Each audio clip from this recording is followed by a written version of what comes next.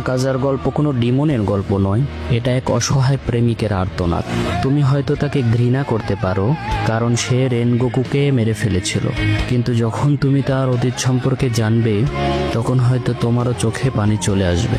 কারণ আকাজা কখনো ভিলেন হতে চায়নি, সে কখনো ডিমনও হতে চায়নি। সে ছিল অবিটোর মতোই একজন ব্রোকেন হিরো।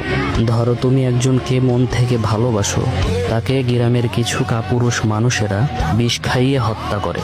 তুমি বাড়ি ফিরে এসে দেখো তোমার প্রিয় মানুষের নিথর দেহ পড়ে আছে, তখন তোমার মনের অনুভূতি কেমন হবে? ঠিক একই কাজ আকাজার সাথেও হয়েছিল। সেই ভালোবাসা হারানোর যন্ত্রণা তাকে পাগল করে তোলে। প্রতিশোধ নিতে সে একাই ৬৭ জন নিনজাকে খালি হাতে হত্যা করে ফেলে। ঠিক তখনই মুজান তার জীবনে আসে এবং তাকে জোরপূর্বক ডিমনে রূপান্তরিত করে এবং তার অতীতের স্মৃতিগুলোকে ভুলিয়ে দেয়। শত শত বছর ধরে আকাজা লড়াই করেছে, মানুষ মেরেছে, কিন্তু সে কোনো মেয়েকে কখনো মারেনি, কারণ তার হৃদয়ের গভীরে এখনো তার ভালোবাসার স্মৃতি বেঁচে থাকে। আর শেষ লড়াইয়ে আকাজার আবার মনে পড়ে তার ভালোবাসার মানুষের হাসি মুখ। তখন সে বুঝতে পারে সে যা করতেছে তা কখনো সে চায়নি। শেষ মুহূর্তে আকাজা লড়াই বন্ধ করে দেয়।